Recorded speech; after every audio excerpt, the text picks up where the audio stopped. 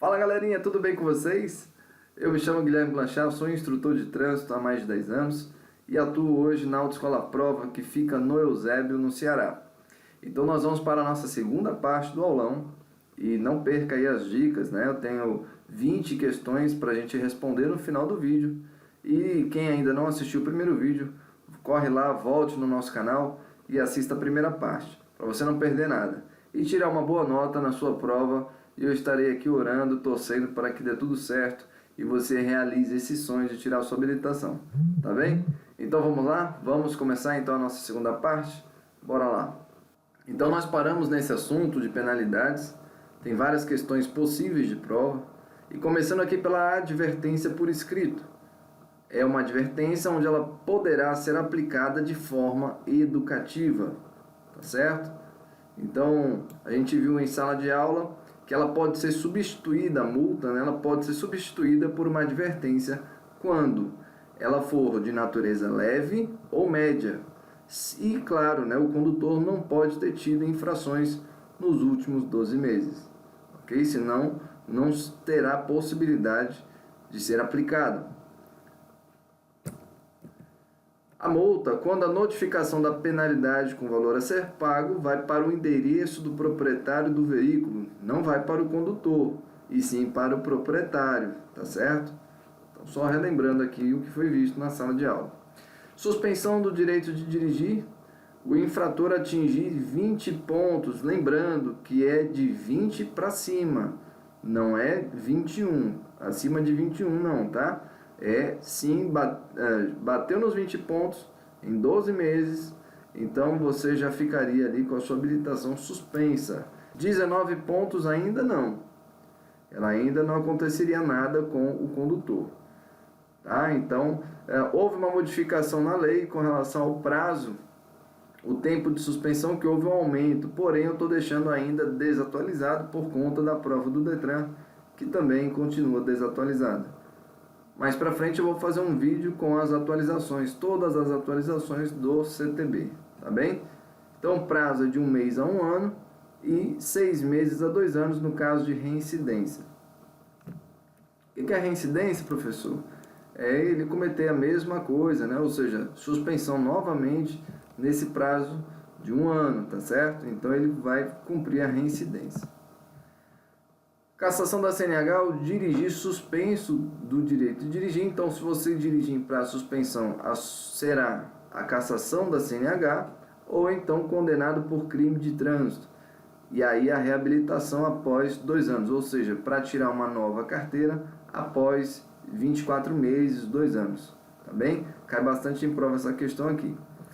Com um detalhe, né, gente? Eu sempre falo em sala de aula, os meus alunos sabem, a diferença de suspensão para cassação. Não confunda uma coisa com a outra. Então, se a gente for fazer uma comparação aqui no futebol, tá? uma comparação rápida aqui, a suspensão ela seria o cartão amarelo, no qual ela não expulsa o jogador. Então, o condutor, nesse caso, ele não teria que tirar uma nova habilitação. Claro, teria que fazer um curso de reciclagem para poder, então, retornar ao trânsito, que é obrigatório. Porém, ele não é necessário realizar tudo novamente. Já a cassação seria o cartão vermelho do futebol, aonde o jogador estaria expulso de campo e fora da partida. E nesse caso a cassação da CNH seria a mesma coisa.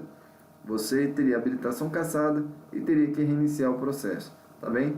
Só que com esse detalhe, após 2 anos, diferente da cassação da PPD, tá? Curso de reciclagem, sempre que você for suspenso ou se for condenado por crime, por delito, terá que ser obrigado a fazer o curso de reciclagem. E a cassação da PPD, quando você cometer uma infração de natureza gravíssima, ou uma grave, ou 2 médias, a reabilitação ela pode ser feita a qualquer momento. Tudo bem? Então nós vimos aí as penalidades que podem cair na sua prova, e vamos agora falar das medidas administrativas. E lembrando daquela dica que eu sempre dou, né? Se você analisar aqui, você vai ver que as penalidades, nenhuma começa aqui com a letra R ou a letra T, tá certo? Então memorize aí, né? Começa com qualquer letra, menos com a letra R ou a letra T. Diferente das medidas administrativas, que elas começam com a letra R ou a letra T, então não se esqueça aí para a sua prova, tá legal? Essa dica vale ouro e ajuda bastante gente aí a acertar as questões mais difíceis de prova. Então vamos lá, o que seria a retenção do veículo? É quando o agente aborda o veículo, então aqui já tem uma dica de prova, em que só haverá retenção se for uma abordagem. Então o veículo fica retido na blitz e tem que resolver o problema no local. Exemplo, o condutor sem cinto, ele coloca o cinto e sai do local já levando ali um recibo, a notificação. A remoção do veículo nada mais é do que o guincho, estacionar em local proibido. Recolhimento do CRLV, não se esqueça, né?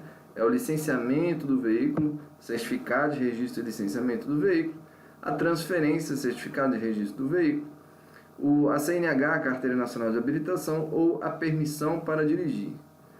Se estiver vencido algum documento desse, ou falso, ou adulterado, ou diferente, aplicando-se o recolhimento e a multa. Transbordo do excesso de carga. Então, o agente de trânsito vai fazer a retirada do excesso e, caso transfira ali para outro veículo, já tem que estar com a nota fiscal do excesso. Teste de alcoolemia ou perícia quando for solicitado pelo agente de trânsito em caso de acidente ou suspeito de alcoolismo, que é o famoso bafômetro. E o recolhimento de animais soltos na via que vão para o depósito, e haverá ônus para quem? Para o proprietário, é claro. Então, não sei se você reparou que está lá, ó, todas as medidas administrativas começam com a letra R ou a letra T. Então, se caso cair na sua prova uma questão perguntando, são penalidades? Então, você já pode começar a eliminar as questões que começam com a letra R ou T. Ou, se ele pedir, são medidas administrativas, você também já pode começar a eliminar as alternativas que não começam com a letra R ou T, ok? Então isso facilita muito na hora da sua prova.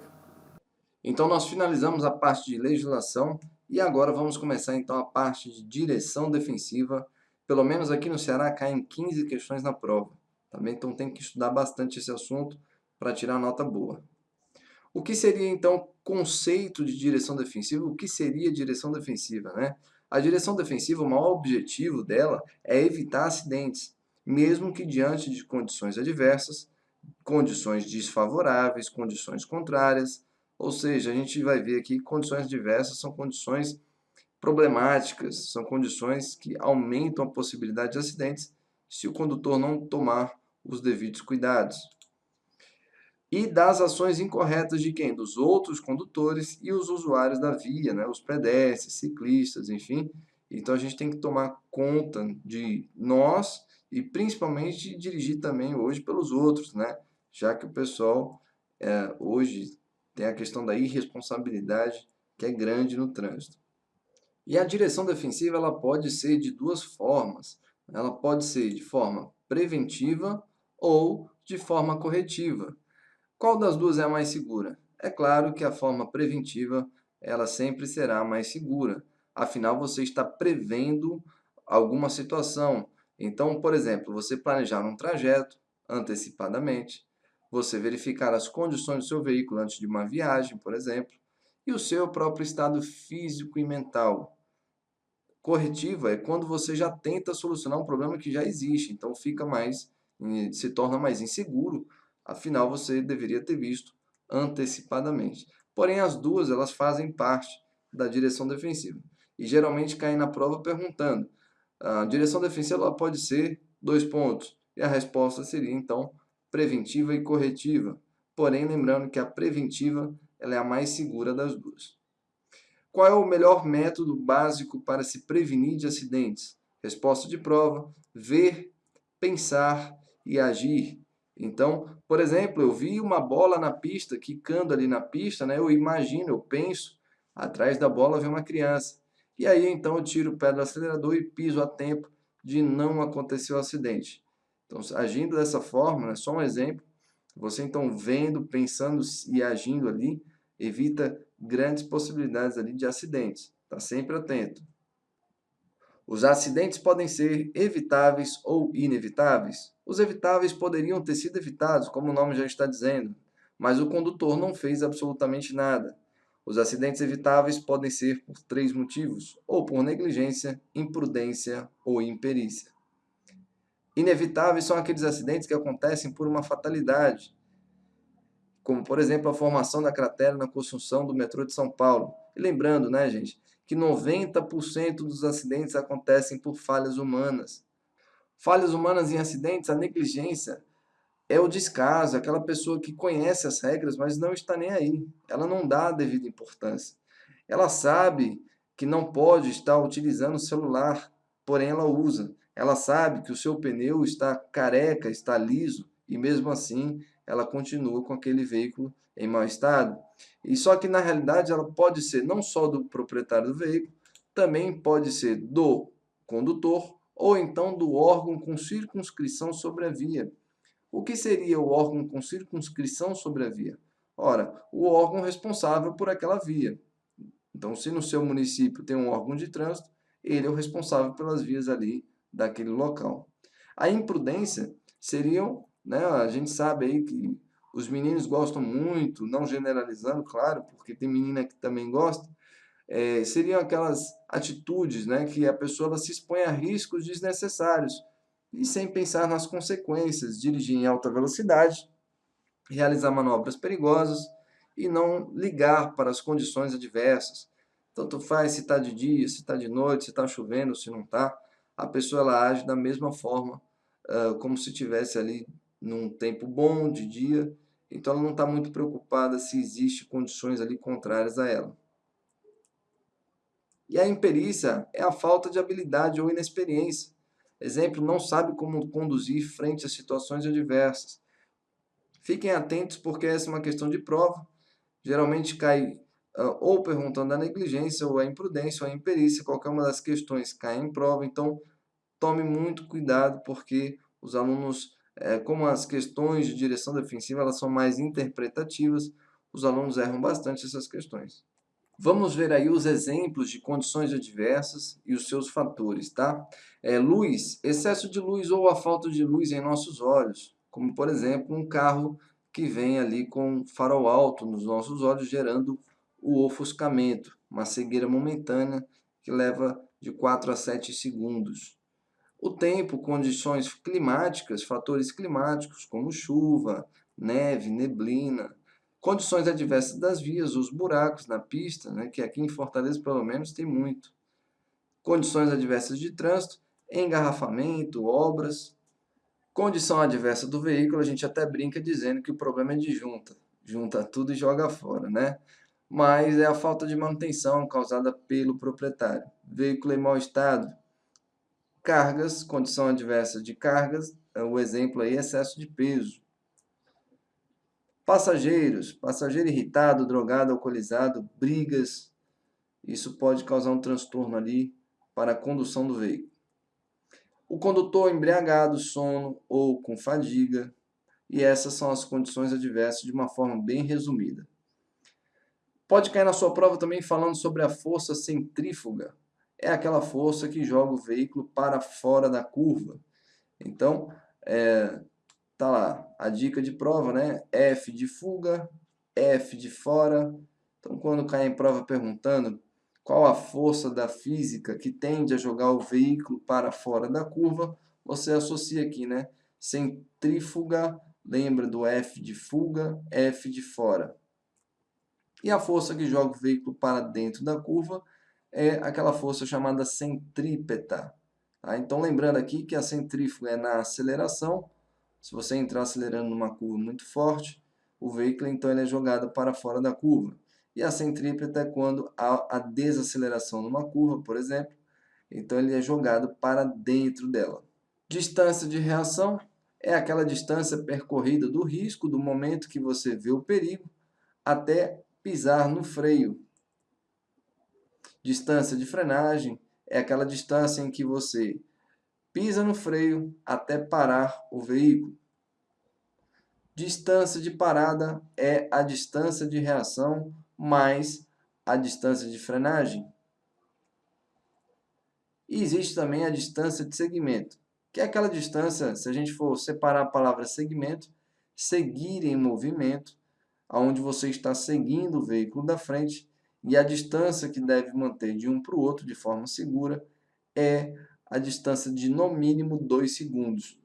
A aquaplanagem, uma questão muito abordada nos simulados e nas provas, é a falta de contato do pneu com o solo e ele está em contato com a água, devido àquelas rachadurazinhas, né, que a gente chama de sulcos. A água ali está com menos, aquela brechazinha, o sulco ele está com menos de 1,6 milímetros, né? Então, você está em contato direto com a água e acaba aqui perdendo contato com o solo, gerando aí a aquaplanagem. Perde totalmente o controle do veículo. A aderência é o contato do pneu com o solo. Tipos de colisão. Nós temos a colisão misteriosa, que envolve apenas um veículo. É um mistério, não se sabe as causas do acidente. A colisão frontal, que é a pior de todas, é a mais perigosa. A colisão com o veículo que está na frente, muito comum. Colisão com o veículo que está atrás, em ultrapassagens, em curvas. Colisão nos cruzamentos. Colisão com a marcha ré, com motocicletas, com ciclista, com pedestres e com animais e objetos fixos. E agora eu vou passar algumas dicas. E a grande dica de prova, sem dúvida, é aquele aluno que, além de estudar, ele fazer bastante simulados, para ele já ir se acostumando com as questões que possivelmente ou cairão na prova, ou ele já se acostuma ali com as pegadinhas. Então você tem vários tipos de simulados pela internet, por aplicativos, não deixe de fazer, tá bem? Então vamos lá. Uma dica que eu te dou é, digamos que caiu na sua prova essa questão, o que é cidadania? Então, são as leis somente de quem mora na cidade? É o direito de falar o que quiser? É o direito somente das crianças e dos idosos? É o direito de proteção, de ser reconhecido e ser tratado com dignidade, sem preconceito, com direitos políticos, cíveis e justiça? Então, na dúvida aqui, quando a gente tem essa situação em que você tem uma questão bem maior do que as outras, quando a gente tem uma questão aqui que ela é bem maior do que as outras, e se você tiver a dúvida de qual é a resposta, na dúvida eu marcaria na maior, tá certo? Então essa dica de prova, claro que isso não funciona com todas as questões, são só algumas, é apenas um a mais aí para o seu estudo, se caso cair na sua prova, você tiver dúvida, não sabe a resposta, eu marcaria na maior. E ela é bem maior do que as outras, tá bem? Não é um pouco maior não, ela é bem maior. Essas são as palavras que geralmente o Detran coloca em prova para a famosa pegadinha, a famosa casca de banana ali para você escorregar e quebrar a cara, tá certo? Então muito cuidado com essas alternativas, tem grande chance da questão estar errada. Então vamos começar as nossas 20 questões de bônus para você que esperou até o final do vídeo, questões possíveis de prova, questões fáceis, questões difíceis. Então vamos lá. Questão número 1. As condições adversas do motorista, então sempre leia a pergunta com carinho na hora da sua prova, são, então é tudo que afeta o motorista. Estado alcoólico afeta o motorista? Sim. Sono, audição e visão deficientes? A gente sabe que a letra A tem grande chance de ser. Porém, vamos olhar as outras. Trânsito congestionado, fadiga e neblina? Não, trânsito não é uma condição adversa do condutor. Neblina também não, é de tempo, né? E aqui é de trânsito. Chuva, já começou errado. E aqui está dizendo que todas as alternativas são verdadeiras, então aqui não tem como, né? A resposta certa é a letra A. Muito bem. Pergunta de número 2, e ele diz assim, marque a alternativa errada. Isso o Detran tem colocado muito em prova, por conta do que os alunos estão acostumados a procurar a alternativa certa, e não a errada. Quais são os pré-requisitos ao candidato à habilitação? Então, pré, lembrando, né? Antes de tirar a habilitação, ele precisa ter alguns requisitos. Quais são? Ser penalmente imputável, saber ler e escrever, possuir documento de identificação ou possuir cadastro de pessoa jurídica. Gente, imagina, né? Se todas as pessoas que forem tirar a carteira são obrigadas ali a ter uma empresa, um CNPJ, Claro que não, né? Só que como aqui pediu a questão errada, então a resposta certa seria a letra D. Cuidado! Questão de número 3, sobre o processo de habilitação, marque a alternativa falsa. Mais uma vez, né? Alternativa errada. O candidato poderá requerer simultaneamente as categorias A e B. O processo de habilitação ele tem a validade de 1 ano. Com a ACC, o condutor poderá conduzir motonetas. E a D, o candidato poderá requerer a categoria ACC e a categoria B simultaneamente. Então vamos começar com a letra A. É falso, o candidato poderá requerer simultâneas categorias A e B? Não, é verdadeiro. Você entra na autoescola, você pode solicitar e começar pelo carro e moto. O processo de habilitação tem a validade de 1 ano. Exatamente, o processo de habilitação tem a validade de 1 ano.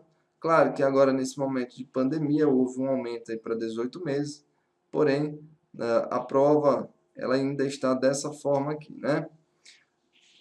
Alternativa C, com a ACC, o condutor poderá conduzir motonetas. Opa! Então tá aqui, ó. A ACC é autorização para conduzir ciclomotores, a famosa cinquentinha. A motoneta não. E a categoria D, o candidato poderá requerer a categoria ACC e a categoria B. Pode sim, tranquilamente.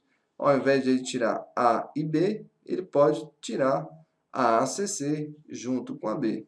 Tá certo? Então a resposta certa seria a falsa, tá? Que ele está pedindo a falsa na realidade. Então seria a letra C.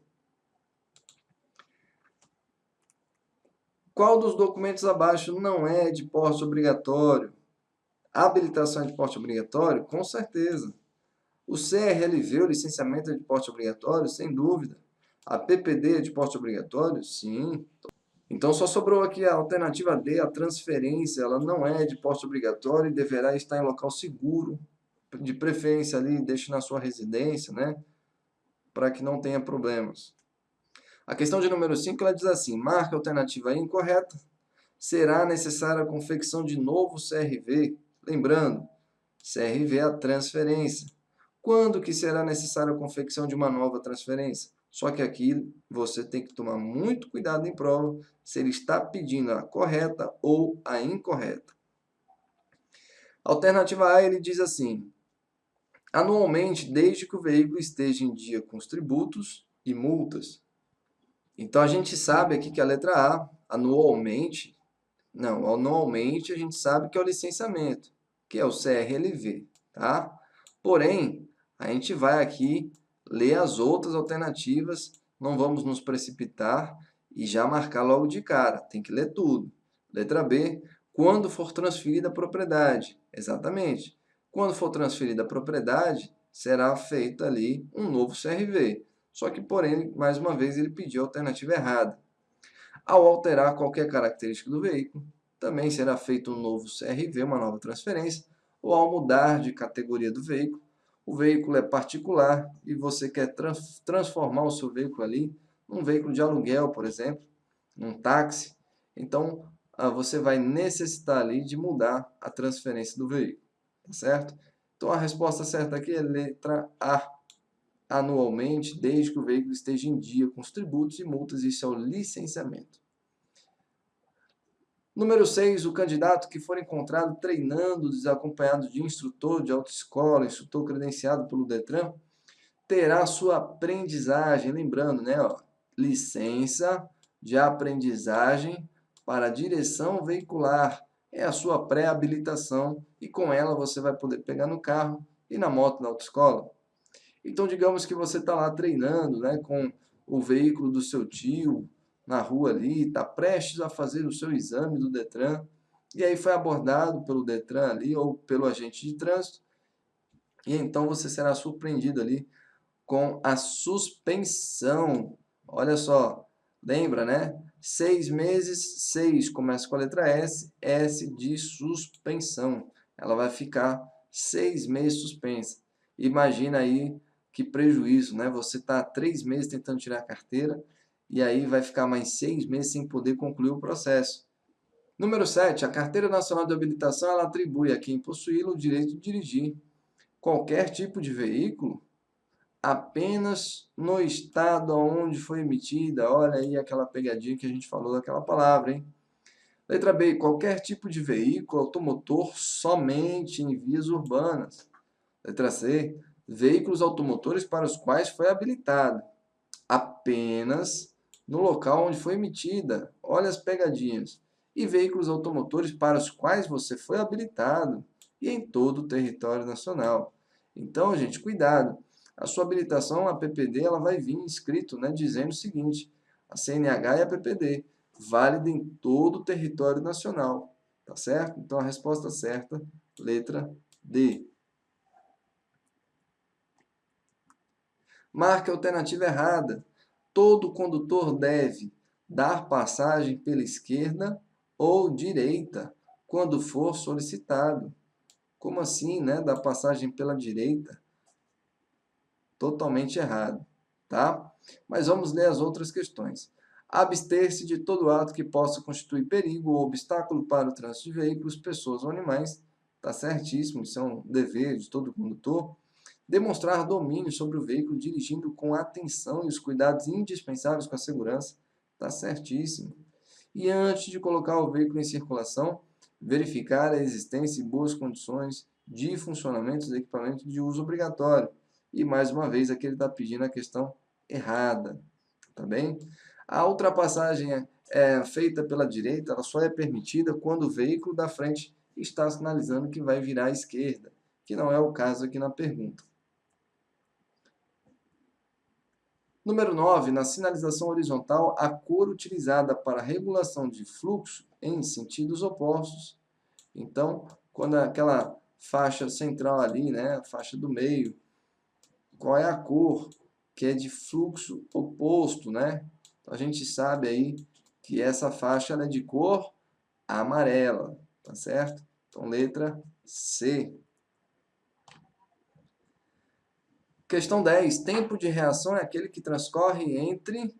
Então, a gente acabou de ver na direção defensiva, né, o tempo de reação, você está reagindo quando você vê o risco, você vê o perigo e pisa no freio. Você ainda não pisou no freio, você ainda vai atuar no freio. Então, é o tempo aproximado de 2 segundos? Não, isso aqui é a distância de segmento.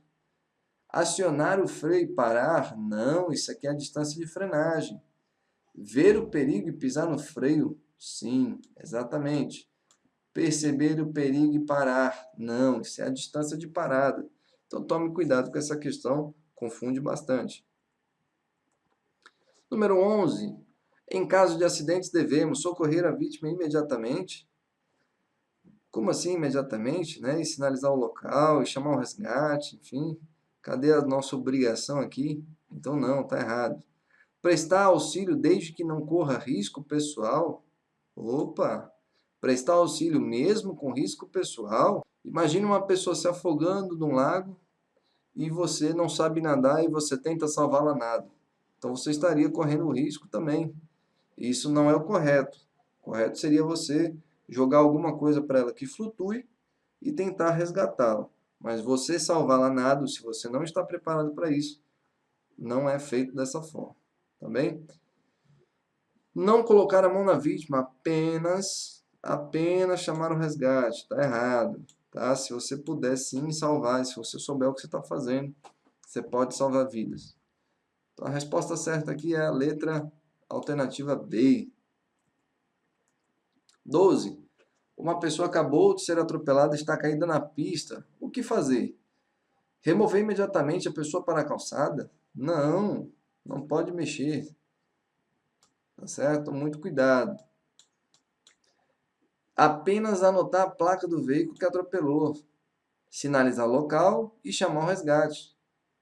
Então, essa daqui é a mais lógica de todas. Chamar algum parente da vítima. Isso aqui é muito comum no interior, né, das cidades, onde todo mundo conhece todo mundo e as pessoas tendem a ligar para o parente ao invés de chamar o resgate. E aí o parente chega até o local e causa aquele transtorno todo e quer mexer na vítima e ainda prejudicando o próprio parente, né? Então a resposta certa, letra C, sinalizar o local e chamar o resgate. Número 13, em caso de fraturas, marque a alternativa, mais uma vez, a alternativa errada. Antes de mobilizar, puxe o membro, colocando na posição natural. Imagina a dor, né? Nossa. Só que aqui, mais uma vez, ele pediu a questão errada. Então, a gente já sabe aqui logo de cara que com certeza é a questão certa. Mas vamos ver as outras. Cobrir com pano limpo as fraturas expostas. Sim, com certeza, tem que ser feito isso. Manter a vítima em posição confortável. Sem dúvida. Uma tala deve ter comprimento suficiente para imobilizar também as articulações acima e abaixo da fratura. Certíssimo. Então, a resposta aqui errada, né? Só que ele quer exatamente a errada. Antes de mobilizar, puxa o membro colocando na posição natural. Ora, fratura, o osso quebrou, né? Então não tem como você ali colocar o osso na posição natural. Marque a alternativa que não corresponde a um sinal vital, um sinal de vida, né? Então o que não corresponde? Hemorragia, pulsação, respiração ou temperatura corporal? É claro que é hemorragia, né, meu povo? 15. O cuidado indicado na presença de hemorragia é oferecer líquido à vítima para evitar desidratação? Claro que não. Afinal, tem que mantê-la ali em jejum. Não pode dar água nem comida para ela. Fazer compressão no local do sangramento? Com certeza, né? Jogar água oxigenada para coagular o sangramento ou não mexer no sangramento. E aí, imagina, se ela está com hemorragia, ela vai acabar morrendo. Então, o certo aqui seria fazer compressão no local do sangramento. 16. Durante o percurso de descida em serra, a gente sabe que deve utilizar, vimos em sala de aula, tá certo? Lembrando que aqui apenas é um resumo do que a gente já estudou, o famoso freio motor. Tá? Então lembra aí, né? Como a gente já falou em sala, a mesma marcha que sobe, a mesma que desce. Você ali descer de marcha reduzida, tá certo? Então, o certo aqui seria deixar o veículo engatado e utilizar o freio sucessivamente. Não, aqui ele não está dizendo qual é a marcha que está engatada. Então, se a pessoa está utilizando o freio, o condutor, usando o freio sucessivamente, provavelmente ele está numa marcha que não deveria estar. Está numa marcha de velocidade e não em marcha reduzida. Deixar o veículo desengatado, como o pessoal faz, né? Desce na banguela, é extremamente perigoso isso daqui, não se faz dessa forma. Deixar o veículo em marcha reduzida, exatamente. Primeira marcha, segunda marcha. Utilizar o freio aos poucos, e continuamente, não, também está errado. Então, certo seria utilizar o freio motor, né? Que é o mesmo que deixar o veículo em marcha reduzida, é o mais seguro. Qual a velocidade mínima permitida nas vias arteriais quando não houver sinalização regulamentadora? Então, a primeira questão, a primeira dúvida aqui é a seguinte, ele está dizendo bem claro, né? Não há sinalização regulamentadora. Então, se não há sinalização regulamentadora, não tem a placa de velocidade. E aqui tem que tomar muito cuidado em prova, se ele está pedindo a velocidade máxima ou a mínima. Nas vias arteriais, a gente viu lá, né, que as vias de trânsito rápido, qual a velocidade máxima? 80, onde não tem placa, tá? Nas vias arteriais, a gente sabe, né, a gente estudou, arteriais seria 60. Nas vias coletoras, a velocidade máxima 40 e nas vias locais, a velocidade máxima seria 30, tá certo? Então, é só você pegar a máxima, dividir por 2 e achar a resposta. Então, se a máxima é 60, via arterial, a mínima vai ser 30. Muito bem. Para habilitar-se na categoria C, o condutor já deve estar habilitado no mínimo há quanto tempo? Então, vamos lá, lembrar aqui, né? Aquela dica aqui. Da B para C, a gente sabe que é 1 ano. Não é assim que a gente viu no curso? Da B para D, são 2 anos.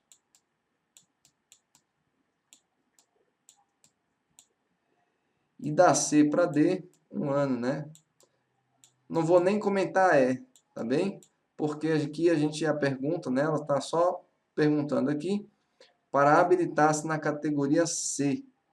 O condutor já deve estar habilitado no mínimo há 11 meses. Não, isso aqui não existe, né? Ou é um ano ou é 2 anos. Isso aqui não existe.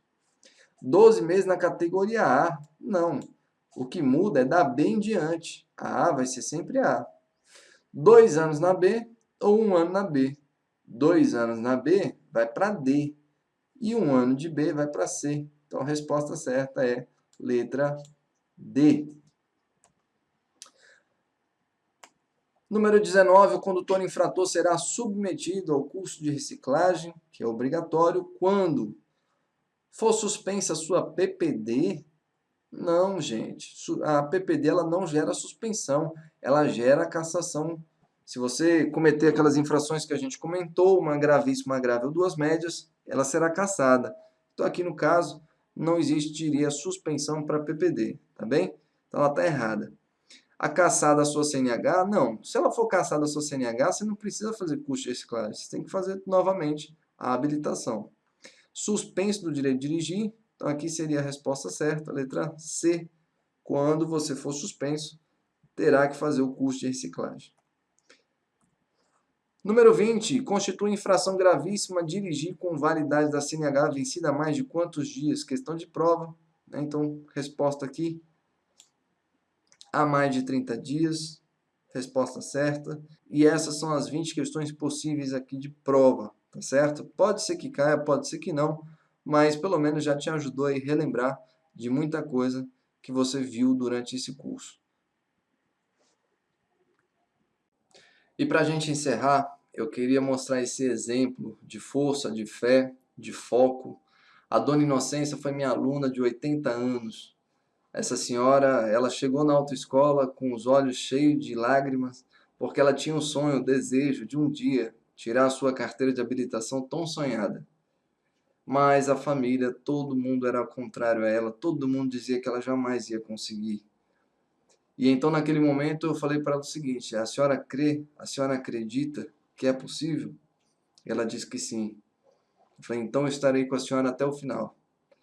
E ela, mesmo com pouco estudo, até a 4ª série, ela tomou uma grande decisão. E ela disse: eu então vou arriscar, eu vou atrás do meu sonho, eu vou conquistar minha habilitação, independente do que falarem, eu vou atrás. E eu falei: se a senhora crê, eu estarei contigo até o fim. E assim foi. O primeiro desafio dela então foi o curso, já que ela tinha pouco estudo, e eu a todo momento do lado dela, explicando como é que funcionava, com toda a paciência do mundo. E aí então ela fez a prova, tirou 8, voltou chateada, porque queria tirar o 10.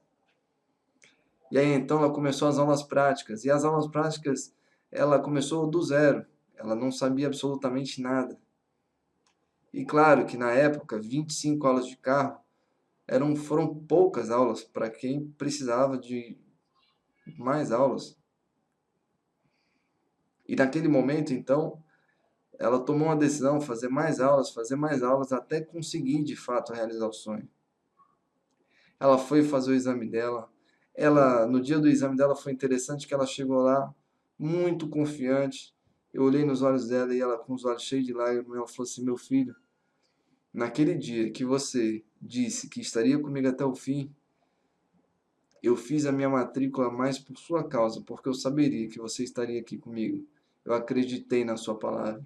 Ainda existe ser humano que presta nesse mundo. E naquele momento, então, ela fez o exame dela, saiu de lá com uma força, nós choramos, nós nos abraçamos.